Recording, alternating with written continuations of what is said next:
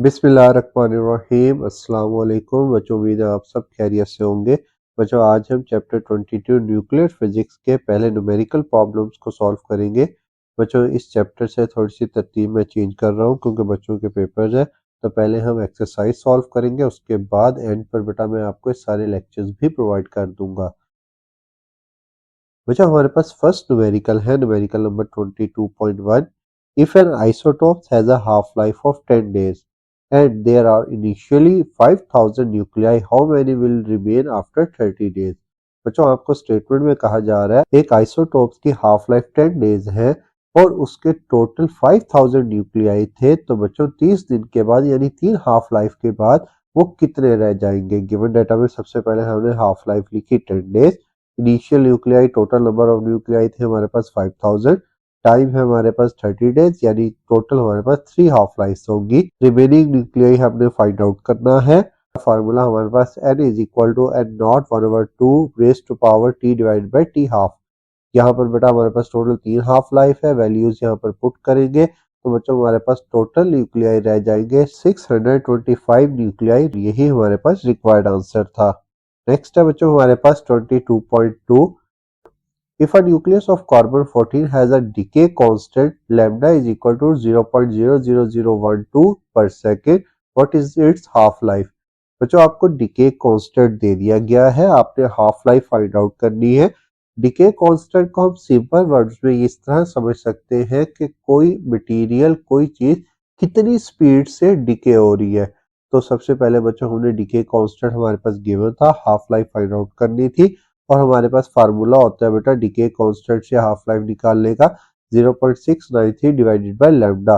Lambda की value given है, values put करेंगे तो बच्चों हमारे पास हाफ लाइफ आएगी 5775 सेकेंड्स और अगर आप इसको घंटों में कन्वर्ट करेंगे तो बेटा ये बनेगा 1.5 आवर्स। लेकिन हमारे पास बुक में जो आंसर है वो सेकेंड्स में, ऐसा यूनिट में है, तो बच्चों हम यही आंसर लिखेंगे। नेक्स्ट है बच्चों हमारे पास 22.3। What is energy release when a nucleus of U235 undergoes fission and releases 2 neutrons.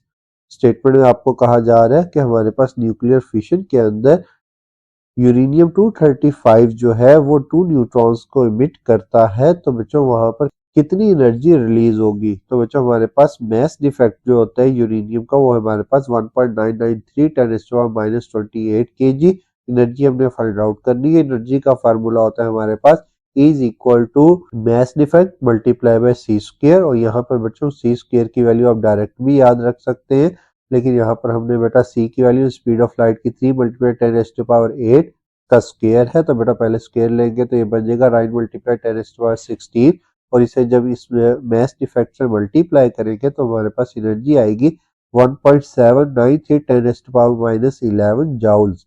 और बच्चों ये हमारे पास जो आंसर है ये एक्यूरेट आंसर है। इस बुक की एक्सरसाइज में एक दो न्यूमेरिकल के आंसर गलत है, तो बेटा यहाँ पर ये जो आपको सॉल्व करवाए जा रहे हैं इन तमाम न्यूमेरिकल के आंसर बिल्कुल एक्यूरेट हैं। तो बेटा आप यहाँ से देख के वहां पर ठीक कर सकते हैं। नेक्स्ट है बच्चों हमारे पास 22.4। Calculate number of carbon 14 nuclei remaining after 40,110 years if initially 10,000 atoms excited, half life is 5,730 years। आपको कहा जा रहा है आपने total number of carbon nuclei find out करने हैं आफ्टर दीज ईयर्स और टोटल एटम्स थे हमारे पास 10,000। तो बच्चों सबसे पहले टोटल नंबर ऑफ एटम हमारे पास 10,000 है, हाफ लाइफ आपको दे दी गई है और टोटल टाइम भी आपको दे दिया गया है। रिमेनिंग न्यूक्लियाई फाइंड आउट करना है। फार्मूले में n is equal to n naught 1/2 raise to power t divided by half life.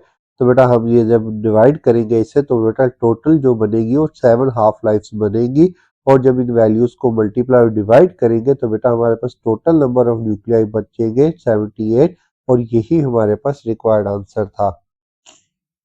Next है बच्चों हमारे पास 22.5। Calculate the mass defect and binding energy per nucleon of silver nucleus if its atomic mass is 107.905949 U। आपको statement में mass defect और binding energy पर nucleus find करने को कहा जा रहा है, जबकि एटॉमिक मास ऑफ सिल्वर दे दिया गया है। गिवन डाटा में सबसे पहले हम लिखेंगे सिल्वर का, जिसमें टोटल 47 प्रोटॉन्स होते हैं और 61 न्यूट्रॉन्स होते हैं। ये डाटा हमें याद होना चाहिए। एटॉमिक मास है बेटा हमारे पास इसका ये, और प्रोटॉन और न्यूट्रॉन का जो एटॉमिक मास होता है वो होता है 1.007276, और इसी तरह न्यूट्रॉन होता है 1.008665 U।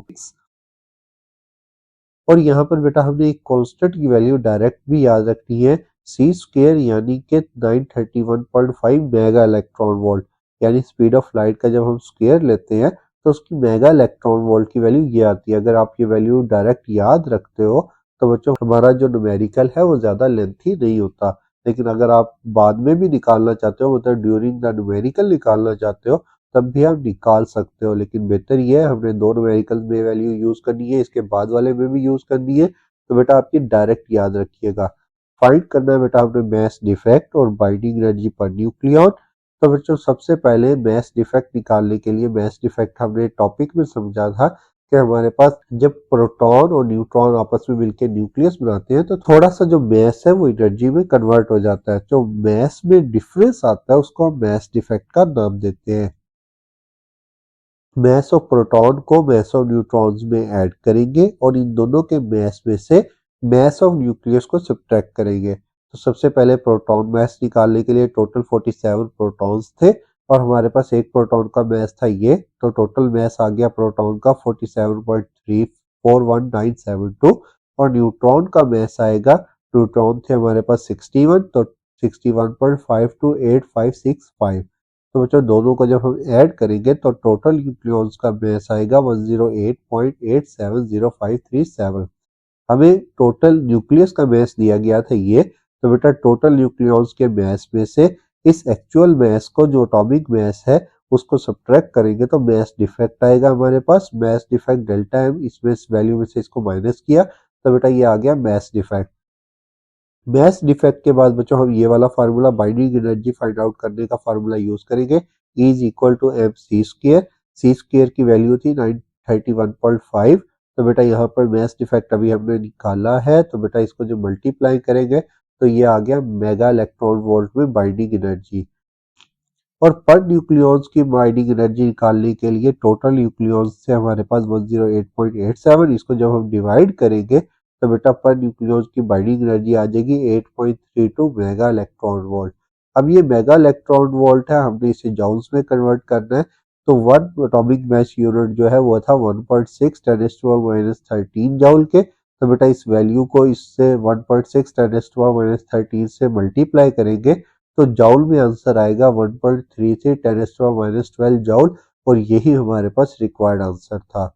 हमने दो चीजें फाइंड आउट करनी थी, मास डिफेक्ट और बाइंडिंग एनर्जी पर न्यूक्लियॉन, और ये दोनों चीजें हमने फाइंड आउट कर ली।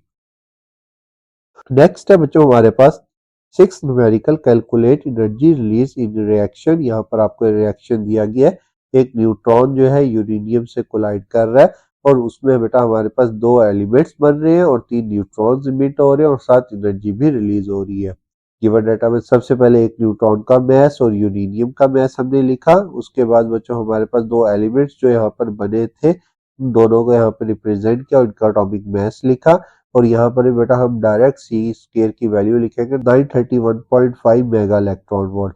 हमने फाइंड आउट करनी है टोटल एनर्जी जो यहाँ पर रिलीज होगी, मतलब क्यू की वैल्यू हमने फाइंड आउट करनी है, और यहाँ पर बच्चों जो क्यू की वैल्यू है वो हमारे पास उसी फार्मूले से, यानी हीट जो एनर्जी रिलीज होगी वो इक्वल आएगी मास ऑफ रिएक्टेंट्स, मतलब इन दोनों के मास में से इन सब का मास को माइनस करेंगे और सी स्क्वायर से मल्टीप्लाई कर देंगे। मास ऑफ रिएक्टेंट्स निकालने के लिए बच्चों रिएक्टेंट्स में हमारे पास यूरेनियम और ये न्यूट्रॉन था, इन दोनों के मैसेज को ऐड किया तो बेटा टोटल मास हो गया हमारे पास 239.059453।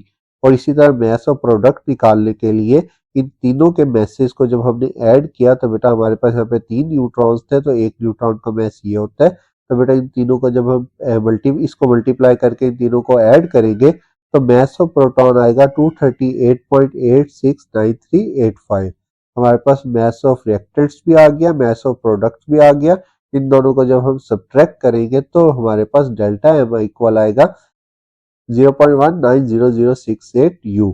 अब ये मास डिफेक्ट जो है इसको अगर हम सी स्क्वायर यानी E is equal to m c square वाले फार्मूले में मास डिफेक्ट को सी स्क्वायर से मल्टीप्लाई करेंगे, यानी 931.5 से मल्टीप्लाई करेंगे तो हमारे पास एनर्जी आएगी 177.2 मेगा इलेक्ट्रॉन वोल्ट।